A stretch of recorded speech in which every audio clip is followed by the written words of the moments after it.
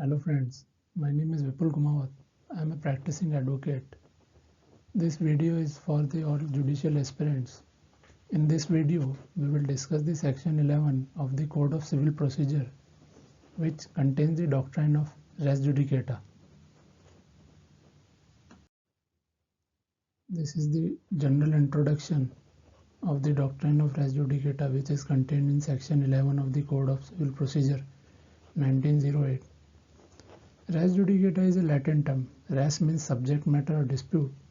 Judicata means adjudged or decided. The doctrine of res judicata enacts that once a matter is finally decided by a competent court, no party can be permitted to reopen it in a subsequent litigation. So the principle of res judicata is based on the need of giving finality to a judicial decision. It is conceived in larger public interest, which require that every litigation must come to an end. It therefore applies to civil suit, execution proceedings, arbitration proceedings, taxation matters, industrial adjudications, writ petitions, administrative orders, interim orders, because this doctrine is based on the public policy. So it also applies on the issue of fact or issue of law or mixed issue of fact or law. The objective behind this doctrine of res judicata is to prevent the vexatious litigation and prevent harassment of litigants. And it is interest of the state that there should be an end to the litigation, and a judicial decision must be accepted as correct.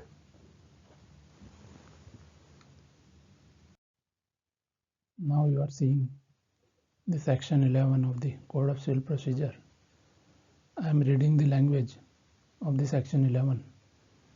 It says that no court shall try any suit or issue in which the matter directly and substantially in issue has been directly and substantially in issue in a former suit between the same parties or between parties under whom they or any of them claim, litigating under the same title, in a court competent to try such subsequent suit or the suit in which such issue has been subsequently raised and has been heard and finally decided by such court.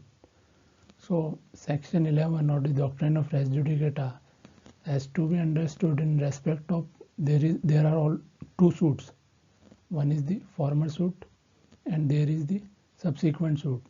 So when the trial of the subsequent suit would be barred by the section 11, then all the conditions which are contained in the section 11 needs to be satisfied.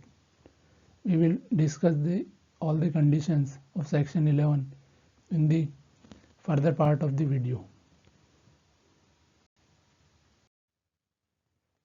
These are what you are seeing. These are the 5 essential components which need to be satisfied for the applicability of section 11. The doctrine of res judicata, there are two suits. One is the former suit and other is the subsequent suit.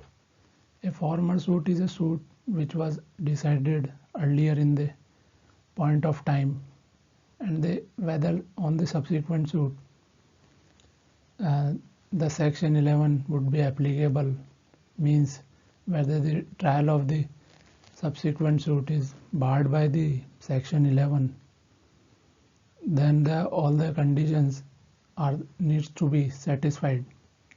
First condition is in both the suits the same matter directly and substantially in issue. The second condition is parties must be the same in both the suits. Third condition is in both the suit parties must be litigating under the same title, means under the same capacity. Fourth condition is the former court, means the court which decided the former suit must be competent to try the subsequent suit.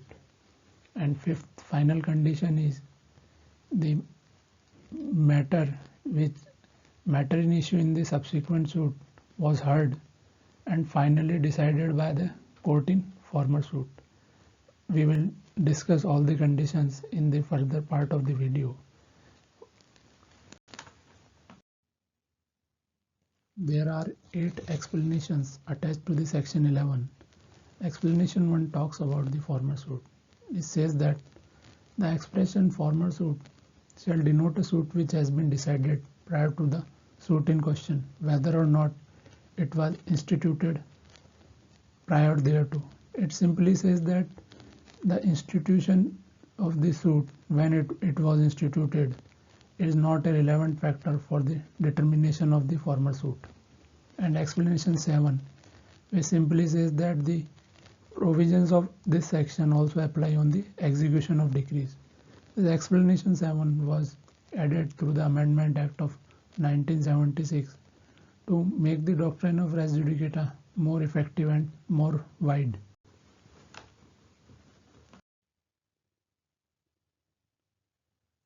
The first condition for the applicability of doctrine of res judicata is the matter directly and substantially in issue in the subsequent suit was also directly and substantially in issue in the former suit. In a trial of the civil suit, court frames the issue and decides all the issues to reach the final decision of the suit. Issues are generally framed based on the pleadings of party. An example can be taken. Suppose A filed a suit against B for some property which is in possession of B. In trial of the suit, court will frame the issue like whether B have the possession of the property, whether A have the title of the property or not. So the matter in issues can be divided into 2 categories: matter which are directly and substantially in issue, and the matter which are collaterally and incidentally in issue. The matter which are directly and substantially in issue will operate as the res judicata, and the matter which are collaterally and incidentally in issue will not operate as the res judicata. And explanation 4 of the section 11 contains the doctrine of the constructive res judicata. It creates a deemed fiction when a matter shall be deemed to directly and substantially in issue. This is the example for the purpose of understanding the matter directly and substantially in issue in a suit. Suppose a former suit for recovery of rent due was filed in rent tribunal. Then the various issues were formed by the court to reach the final outcome of the suit. A matter directly and substantially in issue is the whether rent due or not. Matter which are necessary to be decided in order to decide the principal issue is the time from which rent is due. And the matter which are collaterally and incidentally in issue are like title of property, area of property. So all these issues were decided in the former suit. Now a subsequent suit, or the issue involved in the subsequent suit, is if whether rent due is or not, or the time from which rent is due. Then the trial of such suit or issue would be barred by the section 11, subject to the satisfaction of other condition of section 11, because these matters were directly and substantially in issue in the former suit. However, a subsequent suit for the title of the property would not be barred, as this matter was not directly and substantially in issue in the former suit. So, matter which are directly and substantially in issue in the former suit and also directly and substantially in issue in the subsequent suit, those matters will only operate as the res judicata. Matter which were collaterally and incidentally in issue in the former suit would not operate as the res judicata, means would not bar the trial of the suit. Then how to determine whether a matter is directly and substantially in issue in a suit, or whether it is collaterally or incidentally in issue? There is no straitjacket formula is there. Whether a matter was directly and substantially in issue or merely collaterally and incidentally in issue has to be determined with reference to the pleadings, which means plain statement, rejoinder, and issue frame and judgment in the suit. A matter is directly and substantially in issue if it is necessary to decide it in order to adjudicate the principal issue. and if judgment is based on that decision. A matter is collaterally or incidentally in issue if it is necessary to decide it in order to grant relief to the plaintiff or defendant, and decision on such issue either way does not affect the final judgment. So it depends on case to case whether a matter can be called indirectly and substantially in issue or merely in collaterally or incidentally in issue. The explanation 4 of the section 11 contains the doctrine of constructive res judicata. When a matter shall be deemed to be directly and substantially in issue in the former suit. So the language of explanation 4 says that any matter which might and ought to have been made a ground of defense or attack in the former suit shall be deemed to have been a matter directly and substantially in issue in such suit. So explanation 4 applies in respect of both claim and defense. The expression might presupposes that party affected had the knowledge of the ground of defense or attack at the time of former suit, and ought compels the party to take such ground. This is the case on the explanation 4 of the section 11 doctrine of constructive res judicata, State of Uttar Pradesh versus Nawab Hussain. In this matter, a sub-inspector of police was dismissed from services by the DIG. He challenged the order of dismissal by filing a writ petition in the High Court on the ground that he was not afforded a reasonable opportunity of being heard. His contention was rejected and his petition was dismissed. Subsequently, he filed a suit in civil court and raised an additional ground that since he was appointed by the Inspector General of Police (IGP), the DIG had no power to dismiss him. The state contended that suit was barred by the constructive res judicata.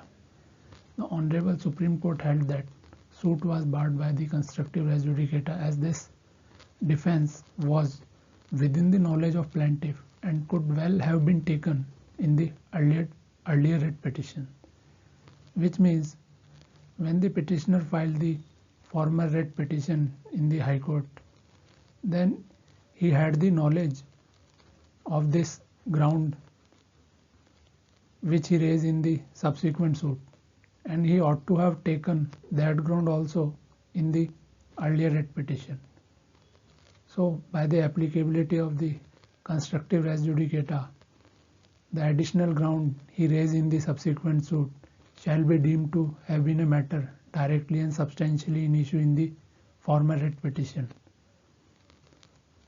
So if there would be no doctrine of the constructive res judicata, then the petitioner would challenge his dismissal in different suits on different ground again and again, and there would be no end to the litigation.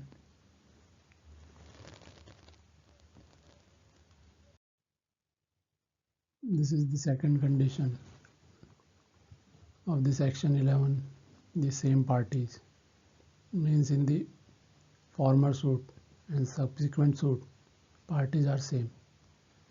So parties in the subsequent suit can be categorized into three parts if in subsequent suit the parties are same as which were in the former suit, or second one is or between the parties who are claiming under the parties which were in the former suit.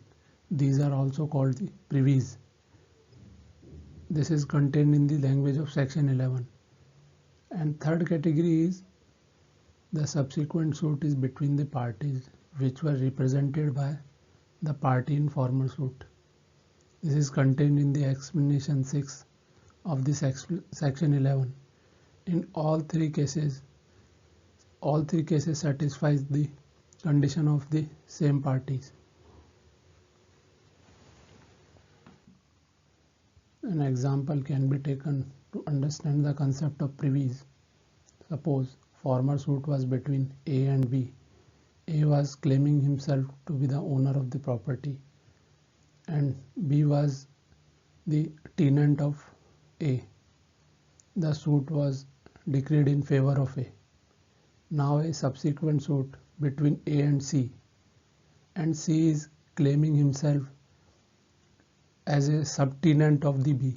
So this suit would be barred by the doctrine of res judicata because C is claiming under the B, which was the party in the former suit.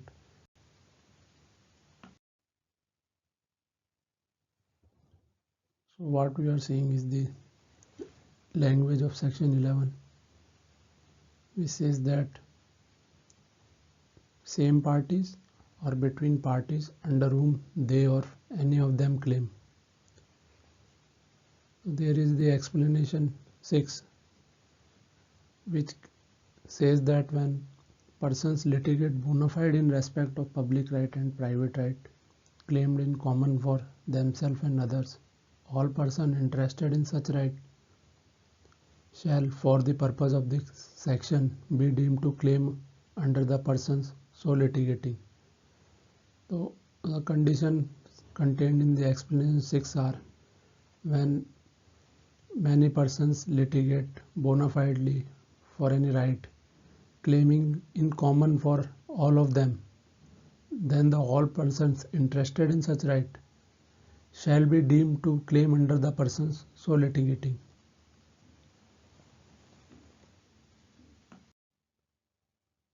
Third condition for the section 11 is the same title in former suit and subsequent suit. Parties must be litigating under the same title. What does same title means? Same title means same capacity or interest of party in both former and subsequent suit. Same title is not related with the cause of action. Illustration can be taken. X filed a suit against Y for possession of some property as a hire of the deceased. The suit is dismissed. A subsequent suit by X against Y as a manager of property is not barred. The reason is X is having different capacity of filing suit in both former and subsequent suit. This is the fourth condition for the applicability of doctrine of res judicata.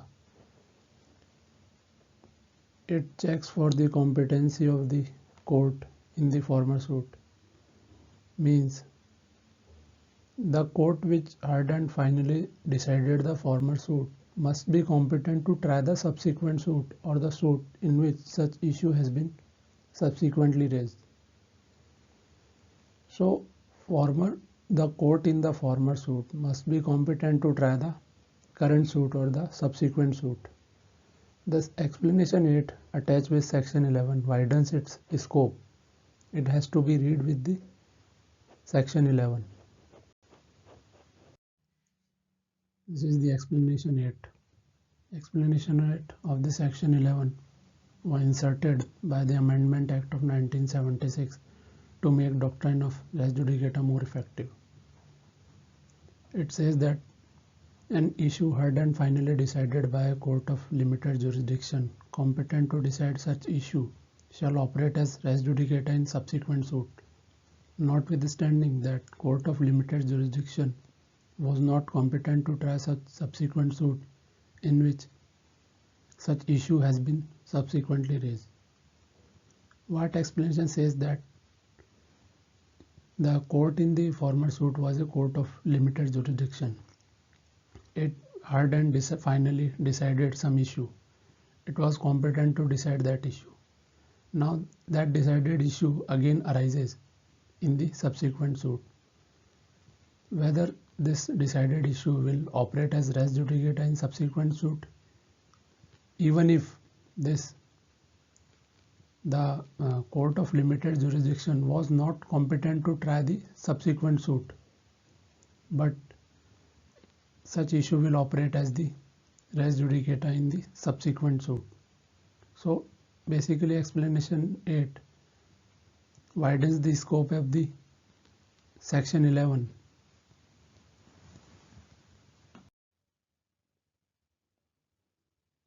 These are the case laws on the interpretation of the term court of limited jurisdiction used in explanation 8 of the section 11. The court of limited jurisdiction means the courts other than the ordinary civil courts. The Calcutta High Court in Naveen Maji case held that court of limited jurisdiction are courts other than the ordinary civil courts, such as revenue court, land acquisition courts, insolvency courts. In the second case, the High Court of Kerala held that the expression court of limited jurisdiction includes the court of limited pecuniary jurisdiction. In the case of Sulochana Amma versus Narayan Nair, 1993 Supreme Court of India, Supreme Court held that the expression court of limited jurisdiction is wide enough to include the court of limited pecuniary jurisdiction in it.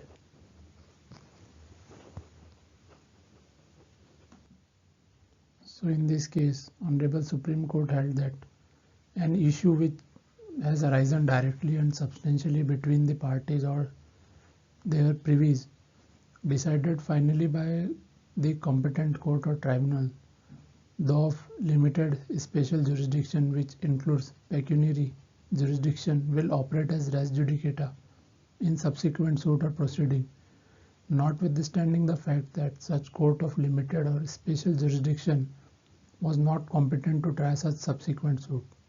The issue must directly and substantially arise in a later suit between the same parties or their privies.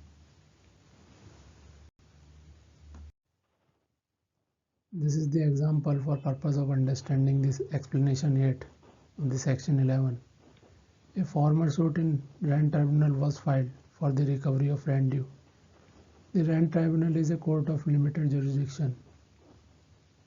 The tribunal decided the issue of period from which rent was not paid.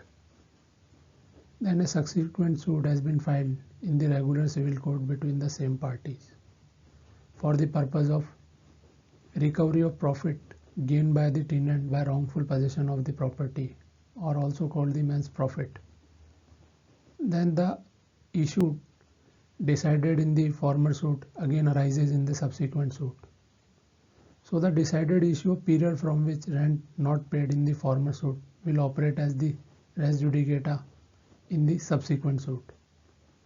The issue period for which rent not paid was heard and finally decided by the court of limited jurisdiction, that is the rent tribunal, competent to decide such issue, will operate as res judicata in subsequent suit for man's profit gained by the tenant by wrongful possession of property, notwithstanding the fact that rent tribunal was not competent to try such subsequent suit in which such issue has been subsequently raised.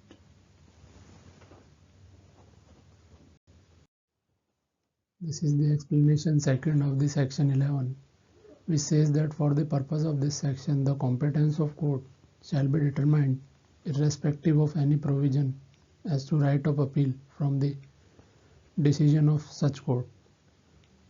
So basically, explanation second says that the right of appeal is irrelevant for the purpose of determining the competence of court.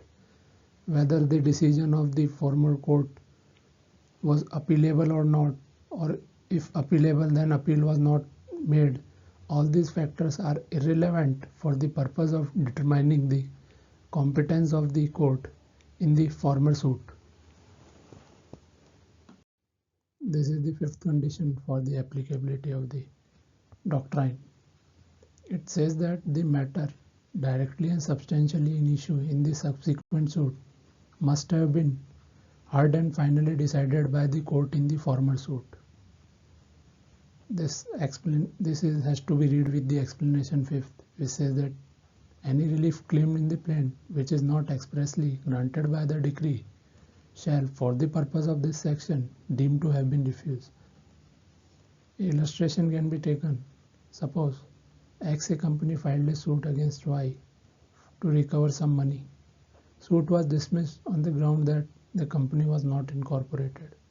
Thereafter, the company was incorporated and subsequent suit was filed on the same cause of action.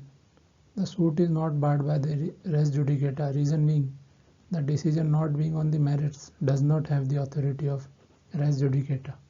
So, it technical dismissal of a suit does not amount to heard and finally decided. If the former suit was dismissed by the court on some technical defect ground like for want of jurisdiction, for default of the plaintiff's appearance, or ground of non-joinder or misjoinder of parties, or ground that suit was not properly framed, or the suit was premature.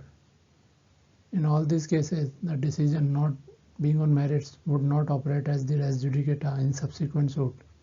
But if dismissal of the former suit is on merits, then such dismissal would have the authority of res judicata. A suit which was heard and finally decided ex parte, then its decision would have the authority of the res judicata. So we have covered all the 5 essential components of the section 11 or the doctrine of res judicata. Thank you very much for watching this video.